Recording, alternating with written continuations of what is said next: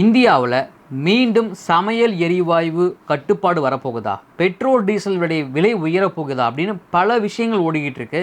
அதில் முக்கியமாக ஹார்மோஸ் நதிக்கரையை மூடப்பட்டால் இந்தியாவுக்கு இந்த ஆபத்தெல்லாம் நடக்குமா அப்படின்னு இந்த வீடியோ டீட்டெயிலாக பார்க்க போகிறோம். வீடியோ ஸ்கிப் பண்ணாமல் ஃபுல்லாக பாருங்கள். Welcome to channel. நான் உங்கள் விஷால் சரவணன். வாங்க வீடியோக்குள்ளே போகலாம். டெய்லி அப்டேட்ஸ், டெய்லி வீடியோஸ்க்கு மறக்காம நம்ம சேனலை சப்ஸ்கிரைப் பண்ணி பெல் ஐக்கானை கிளிக் பண்ணிக்கோங்க. இந்தியாவில் சமையல் எரிவாயு சிலிண்டரோடைய மிகப்பெரிய ஒரு கேப் இருந்துச்சு. அந்த சிலிண்டர் கிடைக்கிறதுல மிகப்பெரிய கஷ்டம் ஏற்பட்டுச்சு. அதுக்கு முக்கியமான காரணம் ஈரான் மற்றும் அமெரிக்காவுடைய போர், ஹார்மோஸ் ஜலசந்தியில் நடந்த மிகப்பெரிய அந்த போர் பதற்றம். மீண்டும் அதே மாதிரி நிலைமை வரப்போகுதா, இந்தியாவில் சமையல் எரிவாயு கட்டுப்பாடு வரப்போகுதா, இல்லை விலையேற்றம் உயரப்போகிறதா, பெட்ரோல் டீசலோடைய விலை உயரப்போகிறதா அப்படின்னு பல கேள்விகள் அடங்கியிருக்கு இந்த வீடியோக்களை. இந்த வீடியோ ஃபுல்லாக பார்த்தீங்கன்னா கண்டிப்பாக உங்களுக்கே இந்த வீடியோவுடைய இந்த பெட்ரோல் டீசல் மற்றும் சமையல் எரிவாயுவோட நிலையை பற்றி நீங்கள் நல்லா தெரிஞ்சுக்கலாம். அமெரிக்கா மற்றும் ஈரான் போர், இந்த போர் பதற்றம் இன்னும் நீடிச்சுக்கிட்டு இருக்கு. என்ன காரணம், இதுக்கு என்ன மிக முக்கியமாக பார்க்கப்படுகிறது? அமெரிக்கா மற்றும் ஈரான் இரண்டு பேருமே போர் தொடுக்கிறாங்க. இந்த போர் பல ஆண்டுகளாக நடக்குது. எப்போவோ ஆரம்பித்த போர் பல ஆண்டுகளுக்கு முன்னாடி, ஆனால் இப்போ கடந்த ஓரிரு ஆண்டுகளாக இது தீவிரமாக அடைஞ்சிருக்கு. முக்கியமாக இந்த போர் நிறுத்தம் ஒப்பந்தம் அப்படிங்கிற பேச்சுவார்த்தைக்கே இடமில்லை. அமெரிக்கா மற்றும் ஈரான் மாற்றி மாற்றி தாக்குறது மட்டும் இல்லாமல் மிடில் ஈஸ்ட் கண்ட்ரின்னு சொல்லுவாங்க, கல்ஃப் கண்ட்ரின்னு சொல்லுவாங்க. அந்த கல்ஃப் கண்ட்ரியில் அமெரிக்காவுக்கு எங்கெல்லாம் இராணுவ தளங்கள் இருக்கோ அந்த கல்ஃப் கண்ட்ரி இராணுவ தளங்களை குறிவைத்து ஈரான் தாக்குதல் நடத்துகிறாங்க. மிகப்பெரிய குற்றச்சாட்டுகள் எழுப்புது. அது மட்டும் இல்லாமல் ஹார்மோஸ் ஜலசந்தியில் டிராஃபிக் கம்மியாக இருக்குது, எண்ணெய் கப்பலோடைய போக்குவரத்து கம்மியாக இருக்குது. வழக்கமாக 12லேருந்து 13 கப்பல்கள் அந்த ஹார்மோஸ் ஜலசந்தியை கடக்கும். ஆனால் கடந்த ஆகஸ்ட் மாதம் 14ஆம் தேதி நிலவரப்படி 9 கப்பல்கள் தான் கடந்திருக்கு. அது மட்டும் இல்லாமல் அபுதாபி மற்றும் UAE என்ன சொல்கிறாங்கன்னா 2 கப்பல்களை பார்த்திங்கன்னா ஈரான் தாக்குதல் பண்ணியிருக்காங்க அப்படின்னு ஒரு குற்றச்சாட்டு. இந்த போர் பதற்றம் மூலயமாக நீங்கள் ஒரு செய்தி கேள்விப்பட்டிருப்பீங்க, அமெரிக்க அதிபர் டொனால்ட் ட்ரம்ப் கடத்தி செல்லப்பட்டாரா அப்படின்னு ஒரு செய்தி கேள்விப்பட்டிருப்பீங்க 2 நாட்களுக்கு முன்னாடி. என்ன காரணம்னா, அமெரிக்க அதிபர் டொனால்ட் ட்ரம்ப் டர்க்கி வந்திருந்தார். டர்க்கியில் அந்த விமான தளத்துக்கும் ஈரானுடைய நாட்டுக்கும் ஒரு 900 கிலோமீட்டர் மிகப்பெரிய டிஸ்டன்ஸ் அப்படின்னு நம்ம நினைப்போம். ஆனால் ஒரு மிகப்பெரிய ஒரு அணு ஆயுதம் உள்ள ஒரு நாடு மிசில்ஸ் மூலயமாக அந்த 900 கிலோமீட்டரை ஈஸியாக குறி வச்சு அட்டாக் பண்ண முடியும். அப்படிங்கிறதால மறைமுகமாக அவர் வேறொரு விமானத்துக்கு கடத்தி செல்லப்பட்டார் அப்படிங்கிற செய்தி. ஏன்னா ஈரான் அவரை தாக்குறதுக்கு, அது அமெரிக்க அதிபர் டொனால்ட் ட்ரம்பை தாக்குறதுக்கு திட்டம் தீட்டி வச்சுருந்தாங்க அப்படிங்கிற செய்தி தான் 2 நாட்களாக மிகப்பெரிய ஒரு வைரலாக போயிட்டு இருந்தது. அந்த அளவுக்கு இந்த போரோடைய தீவிரம் மிகப்பெரிய அளவுக்கு உச்சம் அடைஞ்சிருக்கு. இதனால் நம்ம ஏன் இந்தியா இதில் மிகப்பெரிய ஒரு டிபெண்டன்சியாக இருக்கும், நம்ம ஏன் இந்த நியூஸை பார்த்துக்கணும்? ஏன்னா அமெரிக்காவுக்கும் ஈரானுக்கும் போர் நடக்குது, ஹார்மோஸ் ஜலசந்தி எங்கேயோ இருக்குது, அதுக்கும் இந்தியாவுக்கும் என்ன சம்மந்தம் அப்படிங்கிற கேள்வி கண்டிப்பாக ஒரு சில பேருக்கு இங்கே இடம். என்னென்னா, நம்மளுடைய அந்த பெட்ரோல் டீசல், அந்த க்ரூட் ஆயில், அந்த LPG இது எல்லாமே ஒரு 70% மேலே நம்ம சோர்ஸ் தான் பண்ணுறோம், நம்ம இம்போர்ட் தான் பண்ணுறோம். ஸோ அப்படி இருக்கும் பொழுது 20% ஆஃப் அந்த க்ரூட் ஆயில் நமக்கு அந்த ஹார்மோஸ் ஜலசந்தி, இந்த ஹார்மோஸ் ஜலசந்தி அப்படிங்கிறது ஈரானுக்கும் ஓமனுக்கும் அந்த இடையில கிடக்கக்கூடிய ஒரு மிகப்பெரிய ஒரு கடற்கரை. ஸோ அந்த நதி கடை மூலமாக தான் பார்த்திங்கன்னா அந்த ஹார்மோஸ் ஜலசந்தியோடைய அந்த கப்பல்கள் வருது.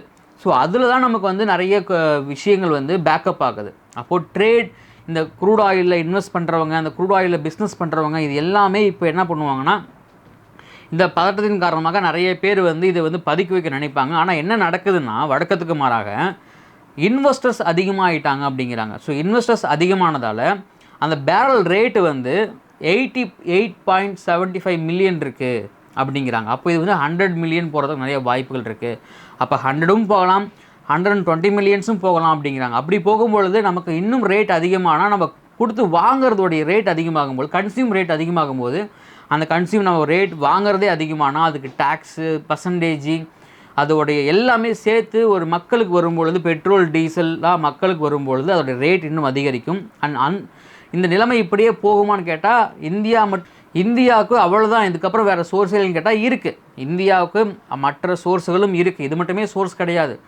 இந்தியாவுக்கு க்ரூட் ஆயில் மூலயமாக ரஷ்யாட்டு நம்ம வாங்குகிறோம், மற்றும் அமெரிக்காட்டு நம்ம வாங்குகிறோம். ஸோ அப்படி தான் இருக்கும் பொழுது நமக்கு சோர்ஸ் கிடையாதுனா இந்த நிலைமை ஒரு ரொம்ப நாள் நீடிக்குது, பல மாதங்கள் நீடிக்குது, வருடக்கணக்காக நீடிக்குதுன்னா நம்ம அங்கே கவலைப்பட்டாகணும். ஏன்னா நமக்கு அந்த LPG இருக்கு இல்லைங்களா, அந்த சமையல் எரிவாயு சிலிண்டர் மூலியம் அது வந்து 90% நமக்கு அந்த ஹார்மோஸ் ஜலசந்தி வழியாக தான் வருது.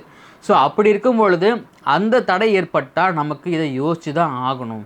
நம்ம என்ன தான் அமெரிக்காக்கிட்டேருந்து நிறைய விஷயங்கள் வாங்கினாலுமே பட் இது நமக்கு கொஞ்சம் அந்த காஸ்ட் ஆஃப் அந்த டாலருடைய ரேட்டு அப்புறம் ரூபாவோடைய இன்ஃப்ளேஷன்ஸ் இதெல்லாம் சேர்ந்து நமக்கு கம்மியாக கிடைக்கும்.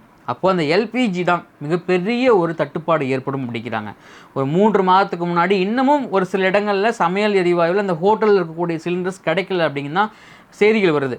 ஆனால் வீட்டு உபயோக சிலிண்டர் வீட்டுக்கு பயன்படுத்தக்கூடிய சிலிண்டரில் எந்த வித தடையெல்லாம் கொடுக்குறேன்னு சொல்கிறாங்க. ஆனால் இது வந்து பிற்காலத்தில் அந்த ரேட் அதிகரிக்கிறதுக்கோ இல்லை தட்டுப்பாடு ஏற்படுறதுக்கோ மிகப்பெரிய முக்கியமான காரணமாக அமையலாம்.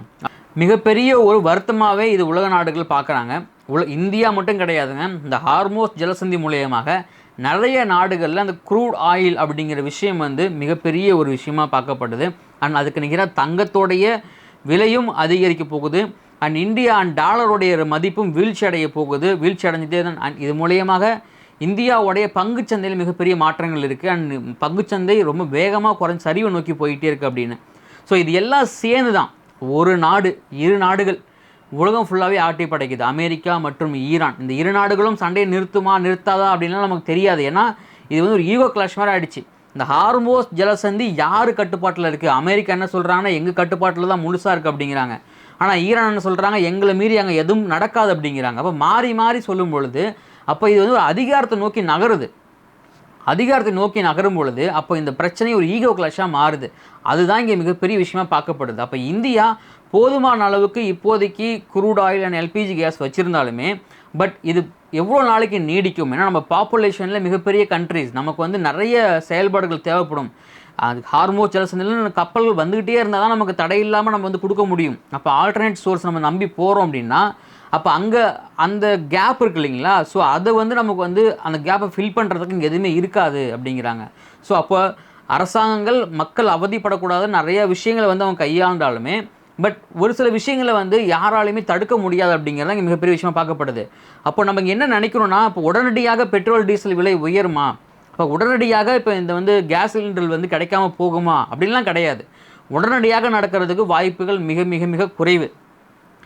ஒரு தட்டுப்பாடுகள் ஏற்படுறதுக்கு வாய்ப்புகள் இருக்குதுன்னு சொல்கிறாங்க. ஆல்டர்னேட் சோர்ஸும் இருக்குங்கிறாங்க. ஆனால் இதன் மூலியமாக இந்தியாவில் ஒரு பெட்ரோல் டீசல் விலையாக மட்டும் பார்க்காம நிறைய பிரச்சனைகள் ஏற்படும். முக்கியமாக விலைவாசி உயர்வு ஏற்படும், அத்தியாவசிய விலை உயர்வு ஏற்படும், போக்குவரத்து விலையில் மாற்றங்கள் ஏற்படும், வெஜிடபிள்ஸில் மாற்றங்கள் ஏற்படும். அப்புறம் நம்ம சமைக்க அத்தியாவசிய பொருட்கள் இருக்குங்களா, சமையல் காய்கறிகள், தோரம்பருப்புகள், அரிசி, கோதுமை இதனுடைய விலை உயர்வு ஏற்படும் அப்படின்னு பல விஷயங்கள் அடங்கியிருக்கு. ஏன்னா அந்த பெட்ரோல் டீசலுங்கிறது ஒரு அடித்தளம்.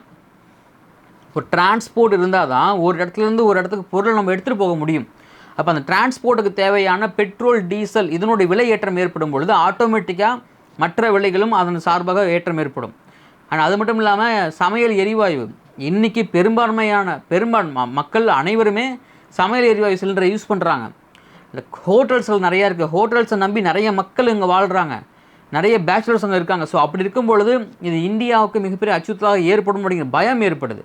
பட் இதெல்லாம் நடக்காமல் இருக்கணும் அப்படின்னா நமக்கு ஆல்டர்னேட் சோர்ஸ்லேருந்து நம்ம வரக்கூடிய விஷயங்கள் நம்ம வந்து கன்சியூம் பண்ண ஆரம்பிக்கணும். இப்போலேருந்தே டிலே பண்ணாமல் அப்படின்னா பொருளாதார நிபுணர்கள் சொல்கிறாங்க.